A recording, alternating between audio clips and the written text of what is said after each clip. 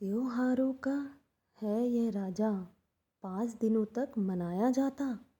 आज है हमारी छोटी दिवाली, कहती नरका चौदस की कहानी। नरकासुर था एक राक्षस, था वो शक्तिशाली भक्षक। इंद्र को जीत बना वो शासक, चारों तरफ था उसका आतंक। जब जब संकट आता है, ईश्वर हमें बचाता है। कृष्ण की लीला चली इस बार, हंसते हंसते किया नरकासुर का संहार। जब से यह दिन मनाया, जो आज तक नरका चौदस कहलाया। आप सभी भक्तजनों को सोनिया का प्यार भरा नमस्कार। मैं सोनिया आप सबका स्वागत करती हूँ अपने इस चैनल कथावाचक में।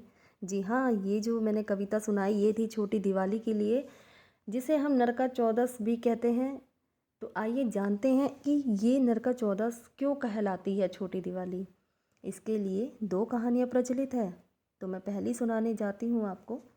वैसे तो इसके हमारी जो हिंदू धर्म की मान्यता है उसके अनुसार जो छोटी दिवाली होती है उसकी रात में घरों में बुजुर्ग व्यक्ति द्वारा एक दीपक जलाकर पूरे घर में घुमाया जाता है और उस दीपक को घर से बाहर कहीं दूर रख दिया जाता है। इस दिन घरों में मृत्यु के देवता यम की पूजा का भी विधान है। लेकिन क्या आप जानते हैं कि बड़ी दिवाली से ठीक पहले ही छोटी दिवाली क्यों मनाई जाती है? तो आइए जानते हैं इसके पीछे की कहानी। पहली कहानी है जो है श्री कृष्ण भगवान की। जैसे कि मैंने कविता बताई आपको, उसी में बता रखा है कि श्री कृष्ण जी ने कैसे उसका संहार किया था, जो था नरकासुर राक्षस। तो आइए उसकी कहानी है। भगवान श्री कृष्ण ने नरक चतुर्थी के दिन नरकासुर का संहार किया था। श्रीमद् भागवत के अनुसार नरकासुर नाम का एक बड़ा ही पराक्रमी राक्षस था, जो भूमि से उत्पन्न हुआ था। वह आकाश में विचरण करते हुए आकाश में ही नगर बनाकर उसके भीतर रहता था। उसने देवताओं के भांति भांति के रत्न जैसे ऐरावत हाथी, श्रवा घोड़ा, कुबेर के मणि, माणिक्य तथा पद्म निधि नामक शंख भी उनसे छीन लिए थे। एक दिन सभी देवता नरकासुर के भय से पीड़ित होकर सचिपति इंद्र को साथ लेकर भगवान श्री कृष्ण के पास सहायता के लिए गए। उन्होंने भगवान को नरकासुर के बारे में बताया। उनकी सभी चेष्टा सुनकर भगवान श्री कृष्ण गरुड़ पर सवार होकर नरकासुर की नगरी में आए। वहाँ उन्होंने सभी राक्षसों का वध करके 5 जन्य शंख बजाया तो नरकासुर दिव्य रथ पर सवार होकर भगवान के पास आ गया। भगवान से युद्ध करने लगा। घमासान युद्ध हुआ तथा भगवान ने उसकी छाती पर जब दिव्य शस्त्र से प्रहार किया तो नरकासुर धरती पर जा गिरा। अच्छा, अब यहाँ पे नरकासुर को एक वरदान था, जिसके अनुसार उसकी मृत्यु का कारण एक स्त्री होगी।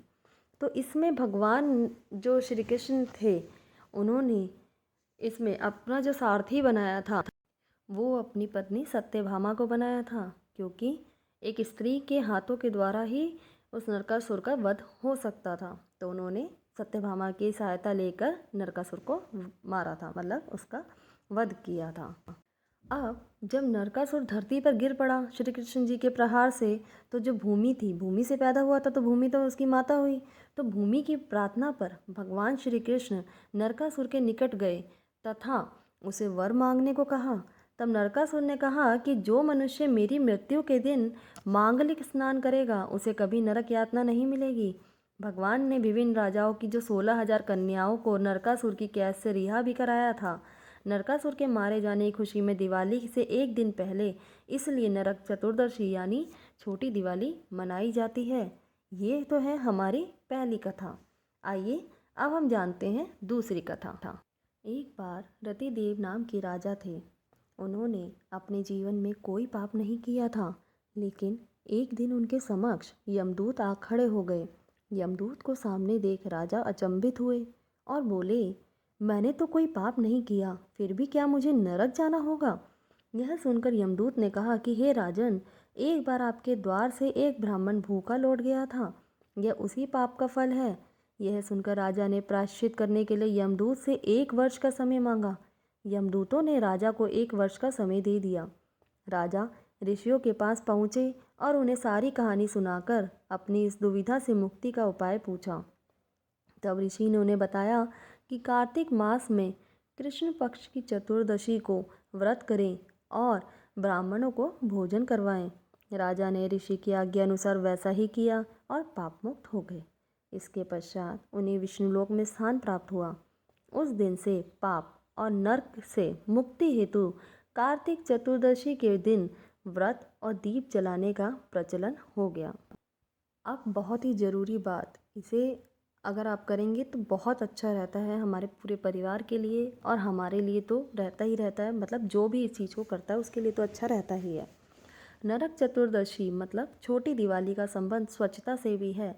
इस दिन लोग अपने घरों का कूड़ा कचरा बाहर निकालते हैं। इसके अलावा यह भी मान्यता है कि इस दिन प्रातःकाल सूर्योदय से पूर्व तेल एवं उपटन लगाकर स्नान करने से पुण्य मिलता है, क्योंकि ऐसा भी कहा जाता है कि सूर्य से उगने से पहले स्नान करने से स्वर्ग की प्राप्ति होती है। और स्नान करने के बाद विष्णु मंदिर या कृष्ण मंदिर में भगवान का दर्शन भी अवश्य करना चाहिए। शास्त्रों के अनुसार कृष्ण जी ने इस दिन जैसे नरकासुर को मारा था, तो इस दिन नरक चतुर्दशी कलयुग में जन्मे लोगों के लिए बहुत उपयोगी है। इसलिए कलयुगी मनुष्य को इस दिन के नियमों और महत्वों को समझना चाहिए, ताकि वो इससे लाभ उठा सके और भगवान की कृपा का पात्र बन सके। बोलो ओम नमो भगवते वासुदेवाय नमः। जय लक्ष्मी माँ। आप सभी को मेरी तरफ से हैप्पी दिवाली।